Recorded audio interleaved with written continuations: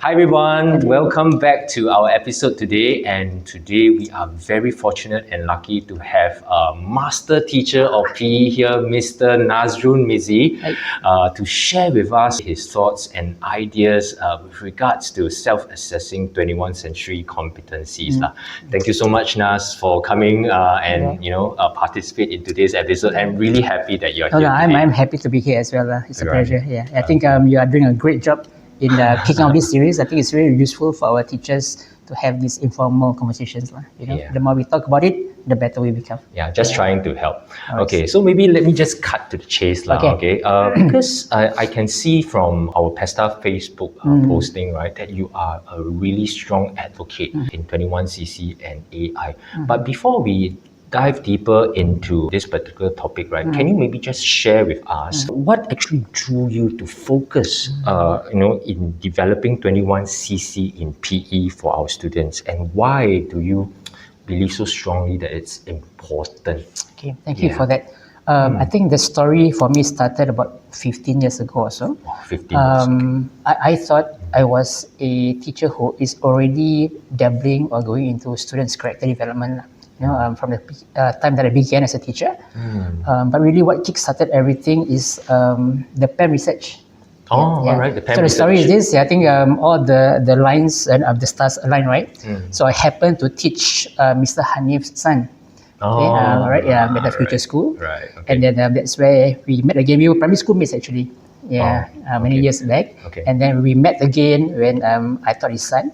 And then by that time he was in PESTA already. I think it was just a few years of PESTA being set up, and then he was looking for teachers and schools to embark upon the PEM research, right? And this PEM research looks into how our PE, art and music teachers are developing 21cc, right? So I thought I was already there, and then and the research wanted to see if teachers say that they are developing character, values, 21cc, right? Does it show in the lessons enactment? Okay. Yeah. So they had an international panel consisting of Ralph Pim from West Point Military Academy. We have Judith Ring as well, plus all the other local school leaders and the gurus in education. And that research also included having to observe my lessons, right? Myself and two other colleagues, and also teachers from 3 other schools. So altogether there were 12 of us. Right. And then when it came to the pre-research observation, right? Of course, many of us say, yes, we are developing character and values. And then when they looked at our lessons, they found that out of the 12 who said so, only a fraction actually enacted it with intentionality in the lessons, right? And then that's when, after we looked at the evidence, and then they said, okay, we need to do something about it. So then came in the intervention, right? And through that intervention, that's where I was exposed to, I was more aware of my own teaching. During that time, I think I was more of focusing on the core values. Right. Respect, what does respect look like? Okay, and then unpack it for the students. I hinge a lot on teachable moments, right? If it doesn't happen, then it's okay. If it happens, then I talk about it. And looking back at my videos, right, and the feedback given to me by the PESTA officers back then, I had a lot of talk time. Out of a 60-minute lesson, like we're talking for a good maybe 25, 30 minutes, right? Just to talk about a certain value or behavior, to address the behavior. And then from then on, I worked with Katie Kovacs. Katie, she was a visiting fellow in PESTA, right? And then she really worked, she really unpacked my teaching. I felt like I was a BT again, all over again. I learned strategies to engage students better, how to infuse the 21cc explicitly and all that. And I think after that, I didn't turn back. I saw the value of being intentional. We can say until the cows come home, yes, we are developing values, character, and so on, but it doesn't reflect upon our teaching. So that's when I thought, okay, I'm going to be an advocate in this, because I know that it's very important.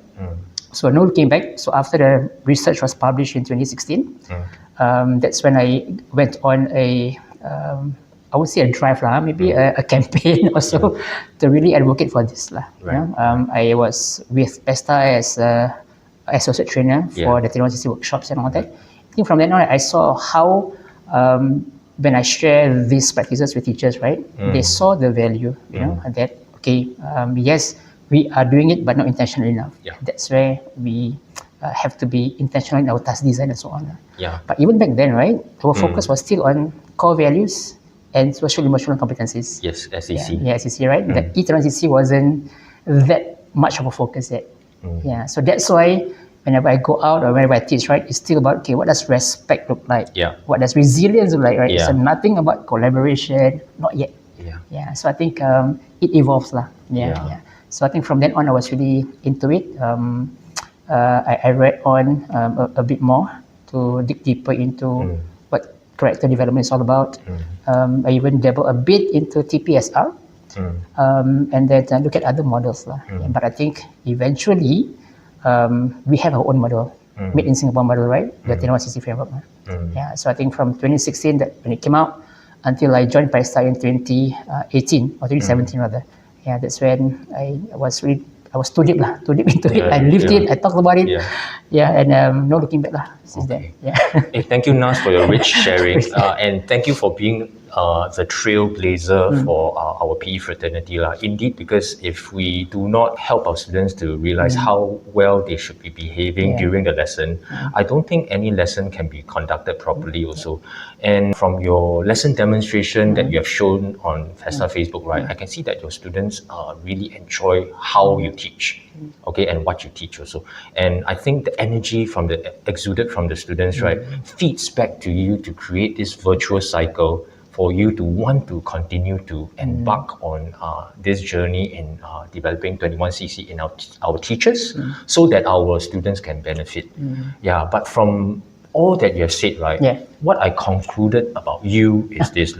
I think, if you don't mind, Sure, all right, yes, go. I feel that why you said this is because deep down you care for our students. Yeah, you care for our community and you care for our society. Yeah, and that's a even deeper drive or deeper reason why you're doing this lah.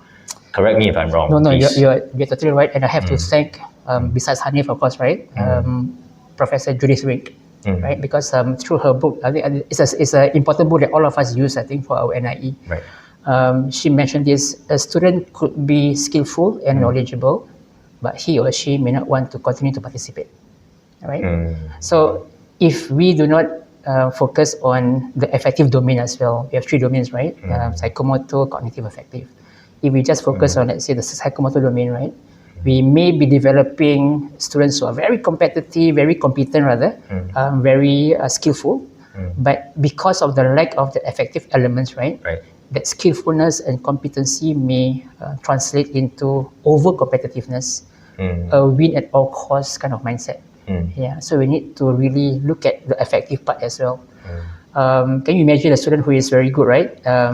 Who wants to win at all costs, but after, for example, he sees that, hey, the competition is not so strong. Okay, I am the best, right? And when I have no other competition to rival me, then maybe my motivation will drop because I'm just too good. Right? Yeah. So then I will drop off because it's too good already. I'm too good already. Whereas a student who is not so skillful, not so knowledgeable in sports or in games, right?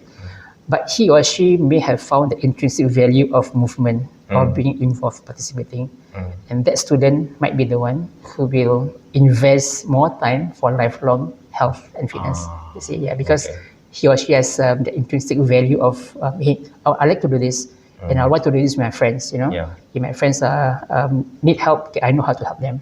Whereas the other student, let's say in a PE lesson, right, I beat them 10-0, 10-0, 10-0. I'm the best badminton player in the class, right? And if you ask them, hey, how do you feel? Yeah, I feel good, I'm the best, right? But can he help his classmates? Can he collaborate? If badminton is a single player kind of game, right? What if now he plays football? He plays, frisbee. Yeah. Can he work with his classmates? Yeah. So it's the issue lah. Totally agree with you. I think the deeper philosophy of education is for us to, seed that intrinsic motivation in our students, so that they want to continue learning beyond school, as well as support the people around them to form positive communities. Exactly. Yeah. All right, thank you so much for the stories. I think it really helps our audience to understand okay why we are here having this important Exactly. conversation. Yeah. So my next question to you is this: in our 21cc Swiss rule framework, Framework, right? yeah. There's this particular orange ring that talks about competencies. Okay. I think it's called emerging Yes. 21st century competency. Small e or capital E? Capital E. Excellent. Because it's a Alright. name. It's E, okay, big E, right? Big E, yeah, because it's a name, therefore big E. Yeah. So maybe can you share with us what is that ring about, and what okay. are the competencies within that ring that resonates a little bit more for PE context? Because Okay. there's quite a few competencies inside. Yep. Okay. Thank you. If you recall the whole framework, right? Yeah. The core values as in the inner ring, the central anchoring point, and then we have the SEC, right? Yes. Okay. Then that last one is the 8-in-1cc. What is important for us to understand is that the rings are not discrete, okay, on its own. Yeah, they are interlinked, lah. Okay. Interrings. Interlinked, yeah. Okay. Interring, yeah. And- Okay. Yeah, so I think, let's say, for example, we can start from anywhere. Let's say we start at the E1cc of collaboration. For a student to be able to collaborate effectively, well, what value do you think is important for us to also develop? Yeah, what do you think in the core value segment? Well, for our students to collaborate effectively, I feel that our students need to have the value of respect. Okay. They need to have the value of, because there's respect, responsibility, resilience, care, integrity, and harmony. Yes, yeah. So they probably need to also have harmony. Okay. Okay. Yeah, so Let me just do respect, first. Yeah. harmony. Harmony, okay, right? Okay. Yeah. So now let's echo just one key respect, right? Yeah. Now what about the SEC? Which SEC would also support the development of respect for him to be able to want to respect someone, right, or his classmates? What SEC would be important to develop as well? Self-awareness, social awareness. So why if so? if I'm aware of myself and what I can do, and because I know my own strengths and weaknesses, yeah. so I know what I can contribute to the exactly, team. yeah. And then if I am socially aware with the surrounding people around me, then I would probably know where to help Exactly. out. Okay, in the activities that we are doing. Exactly. Yeah. Tick. Hey, Yeah, are you so- sure? I mean, Yeah. I'm not so, the MT. So right, no, you don't have to be. Okay, you're the LT already. Ah. So I think from respect, right? Okay, now that is the value, the anchoring value that we want them to develop, right? Right. So what stance or what perspective must they adopt? That's the SEC of self-awareness or social awareness, even, right? Okay, and then that will help them to collaborate effectively. Yeah, because let's say if I don't respect you as my teammate, right? I wouldn't be able to collaborate with you. Because at the very basic expectation of respect is not there already. Yeah. Right. Now, if I do not have self-awareness, I won't care whether you are struggling, or you don't understand the instructions. I don't know how to play.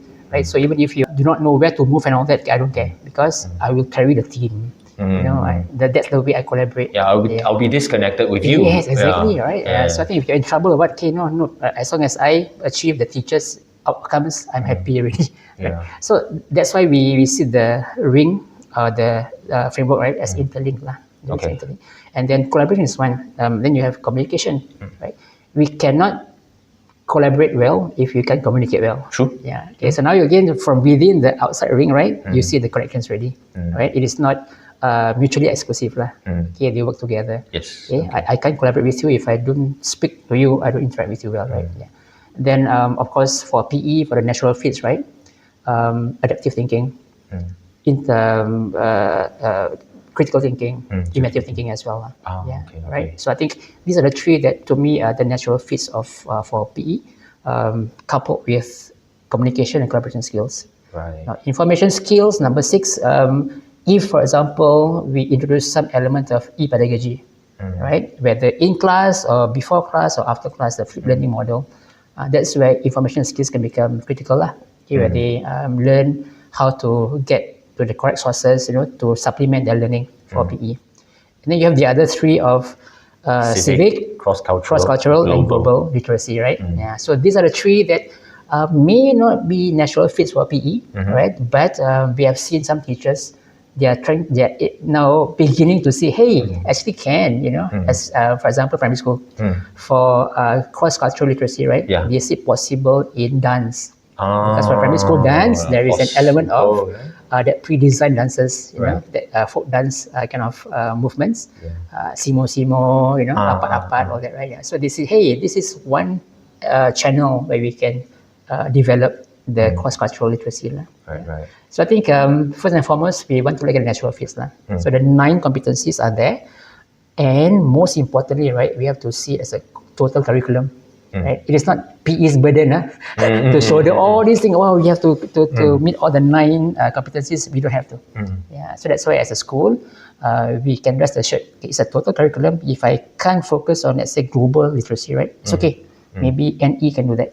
Yep. SS can do that, or the co-curriculum programs can do that as well. Yeah. So for PE, we look at the natural phase. So for me, offhand, I can think of the 5. The CAIT and the CC.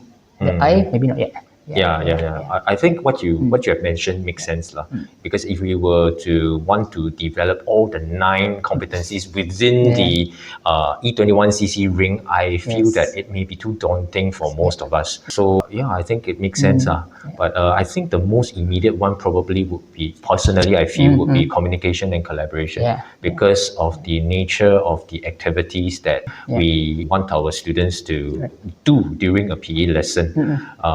However, if we apply certain pedagogies like IBL, GCA, or NLP into our lessons, maybe we can further develop more competencies like inventive thinking and critical thinking. So that's how I see it. Just to backtrack a bit, right? Okay. Even for the CAIT, right? Yeah. We want to develop adaptive thinking skills, right? Can a teacher go in the classroom and then have that focus on just the adaptive thinking? What other competencies can supplement or complement the adaptive thinking process? What? I'm on the 9, right? Yeah, okay, correct. so I want to develop adaptive thinking. Yeah, correct. What else is also critical? What else is also critical to have adaptive thinking? If I want to be adaptive, which means I am able to adjust my thinking, then I would need to be able to analyze the situation first before I can adapt or adjust. Which means to say I must probably analyze, evaluate first, probably critical thinking. Exactly, yeah. So within that ring itself, there are some interlinking. Again, another interlink. So you cannot see them as silos. Just this, it might be this and this plus communication skills. Might be critical and inventive plus collaboration skills. So I think that's what we want our teachers to start thinking about. Then the question is, wow, so many things to talk about. Here is where we want to tell our teachers, rest assured, okay, term 1, week 1 and 2 and 3, what do you think is critical at the beginning of the year? Maybe comm skills, connect skills, right? Just get that routines in first. Okay, in our class, okay, we are always using positive words. We are using, encouraging words. Okay, so get that done at the first few weeks of the year, for example, right? And then slowly give them situations where they have to, let's say, analyze the gameplay, and then they have to adapt to a new situation. They have to think of other ways to beat a defender, for example, right? And for this one, I have to tell the audience, your contribution in that has been quite immense. Because I'm sure you guys know, right, that this guy has been sharing a lot of your lessons, okay, on our Facebook. So, sorry, It's okay. I did that. Okay. So I think we really appreciate that. And one sample that we have been using for our sharing our workshops, and recently, just 2 days ago, Mr. Hanif just shared your work to the 21CC work group. He was highlighted. If you can recall, it was a Sec 3 lesson or Sec 1 lesson, I can't remember, where you have 8 groups, and then the groups all came to the board to write down their strategies. If you remember that. Right, okay, I remember that one. Yes, it was highlighted by the 21CC office actually. As one way that students are able to share their thought processes, their strategies, right? They're making their thinking visible on the whiteboard. I see. And then how we have used your work, right, is that we take it as a co-construction of success criteria, right? Because we do not want teachers to be the main sole source of knowledge. We know that our students are also they have prior experience like the CCA players, and all that. So why not use their own knowledge? Okay, they experience the game out there. They come to the board. Hey, we did this. We were successful, right? And then you have 7 other groups, strategies to so-called copy and try out. I see. So that's very powerful. I see. Thank So you. thanks for that. Thank you. No, thank you as well. I want to thank Kyree also for encouraging me to do that. Okay. Maybe to add on that particular way of co-constructing success criteria, I just want to share that even if we spend 10 to 15 minutes to get our students to probably discuss what they think about a particular success criteria can be for a skill or technical concept that they are learning, and then get them to write it down, then after that have a short class discussion on that. The level of motivation increases when they actually go out to the playing area to try out. Because I think what makes them a bit more motivated is because they are the ones who wrote down what success looks like for them. And since they are the ones who did that, they own that. Correct. So if they feel that they own that, then it means that it's more meaningful for them. That's right. If it's more meaningful for them, like in my previous episode when I talked about self-directed learning, there is value, in what they're doing. So when there's value in what they're doing, they are more intrinsically motivated, therefore they are more self-directed. Exactly. So that's how I feel about that particular strategy in co-constructing success criteria. And that's related to the SDT, right? The SDT. Because there's autonomy, and then there's relatedness, there's competency as well. So I think that's where, when they were like, hey, this is my strategy, I try it out. I own my own learning as well. And then by putting on the board, right, I'm sharing it with the other groups. So it becomes a collaborative learning. So again, it's such a wonderful. It looks simple, it looks simple on paper, on the board. It looks simple. But I think it's far-reaching. The impact is very far-reaching. True. I think spend a bit of time to do that. Even around 15 minutes, I think it's worth it, because the next half an hour you will see your students, really being more motivated during the lesson. So before I move on to the question, I just want to touch on the issue of the competencies being interlinked. So I find that when you shared that they are interlinked, it actually makes our life as teachers easier. Why is that so? Because let's say if I just want to focus on communication, yes, we focus on it. But actually, after focusing on it, actually, when the students carry out the activities that deals with communication, they are actually developing other competencies like critical thinking also. So I think sometimes, we don't need to worry too much that we have to develop so many competencies at one go. We can focus on one, then actually we can indirectly develop other competencies as well. So that's my thought. Agree. It's easy to agree to mention today, because values, right, or competencies develop in a context, right? So, for example, if we just want to talk about communication, right?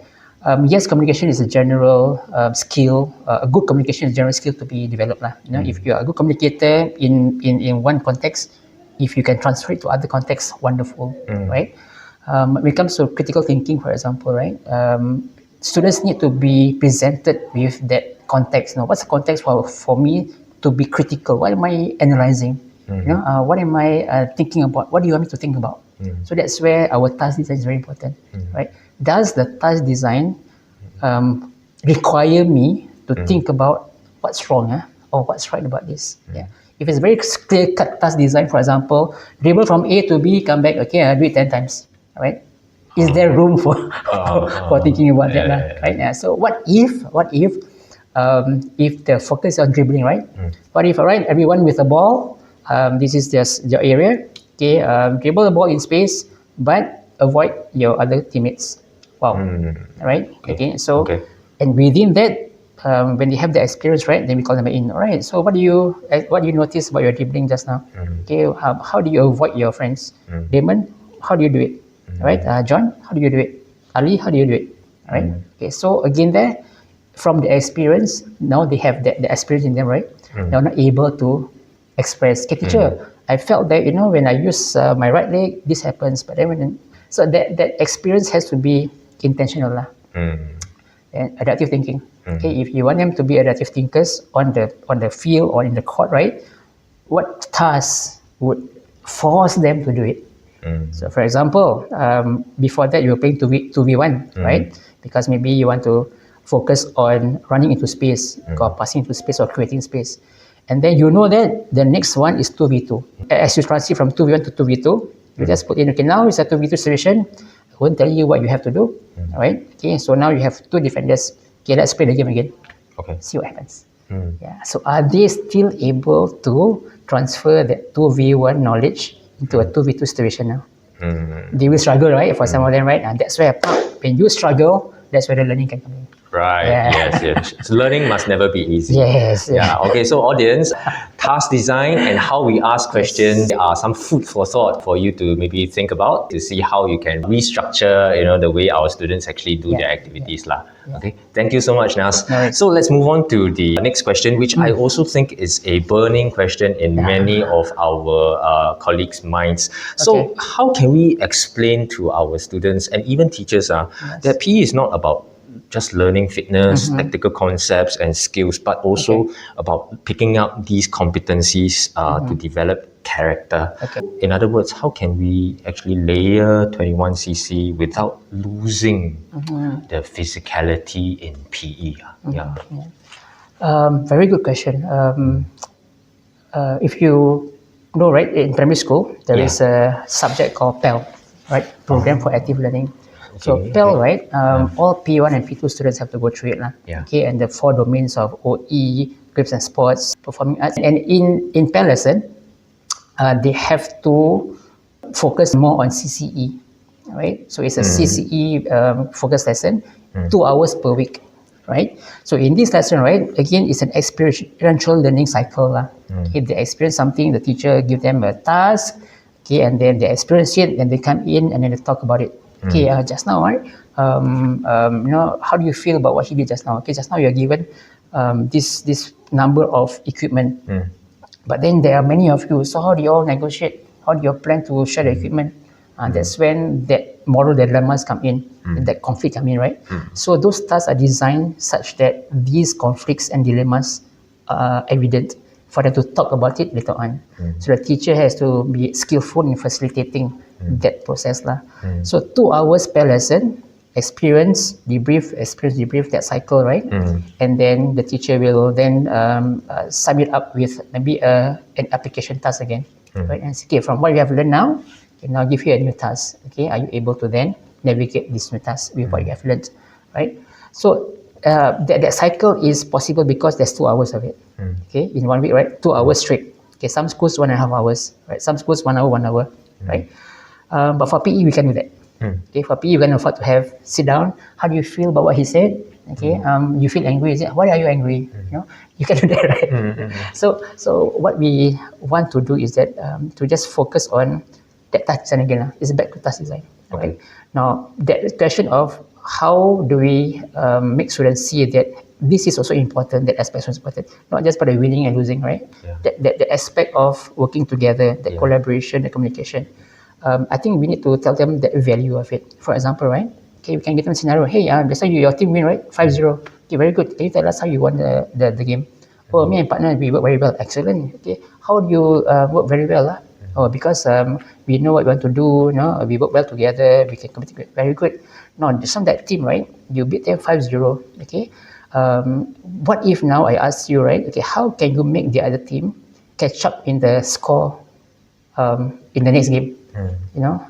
Think of a way to change a certain constraint in your game such that they can also catch up as well, right? Okay, so for example, they think about, hey, okay, maybe they can have one bounce, okay, we have no bounces, or maybe they can make their area smaller, so it's harder for us to score, but their area is bigger, so it's easier for them to score. Okay, right? Yeah. Then you say, so why must we give them chance? Okay, then you ask them, look, you guys are CCA players, right?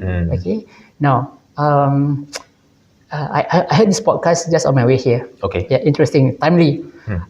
Someone was asking, or was it Francis's podcast lah, about Messi, right? Can you remember Messi? When he talked about Messi. Okay, He I said can't that, really remember. okay, okay, you are a good Go player, ahead. right? Okay, let's say you play against Messi, Yeah. right? Okay, and Messi is very good, right? Yes. How do you feel if Messi dribbles you like nobody's business? Intimidated. Okay. Yeah, intimidated because I know that he is definitely more agile than me. I'll get drew Okay. past by him. Right. So you have 90 minutes, right? You hardly get the ball. How do you feel? Sad. Demoralized. Yeah, super demoralized. Right, yeah. Yeah. So now knowing that, right? And I'll give up. How do you think the game can be adjusted a little bit so that you have some chance of success? Right. Yes. I will not use my left foot. As Messi. Okay. So for example, okay, Messi, you can only use your other foot, but he's good in both. So I think that's why we want our students to take a look lah, to realize that learning is collaborative lah, right? Yes, you are good, okay, but can you also lift up your classmates together, right? So that's why, and this is not another extra activity you have to plan with whatever you're planning, right? Can you, if the situation is like that, 5-0, 5-0, 5-0, right? Keep beating the other teams 5-0, right? That's where you introduce the idea of constraints lah, right? Okay, so that how do you make the game more playable? Okay, how do you make the game more challenging? So let's say 4 players together, 2v2, they're very good, right? Okay, and then they say they are starting to be off task already. You're boring, so it's too easy for us lah. Can you play some other things? Okay, why not? Okay, the two of you think of a rule change to make the game more challenging for the 4 of you. Let them think. Okay, and then after that, okay, maybe we make now we play narrow. It's a wide, right? Play narrow. Okay, go. Okay, yeah. So you see, when they see the value of being able to find other ways to do something to reach the outcomes, right? Then it's, hey, PE is not just about win movement, but it's also about thinking about the what's next. So that when they face these situations in the other parts of their life, exams lah, whatever, right? They can say, hey, okay, I got no time, to study, right? So why not I have a study group? Okay, we adapt. Okay, or they have to change groups, for example. You've been working with one person all your life. Now that person is not here, you have to work with somebody else. Are you able to also adapt to that new person lah?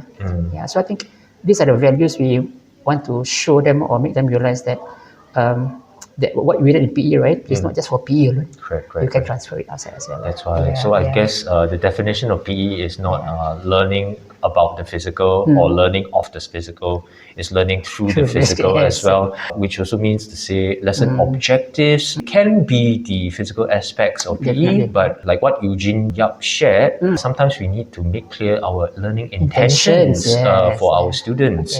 Yeah, so that they also know that through the learning of physical skills, right, we also intend for them to pick up these other competencies as well as values during the lesson itself.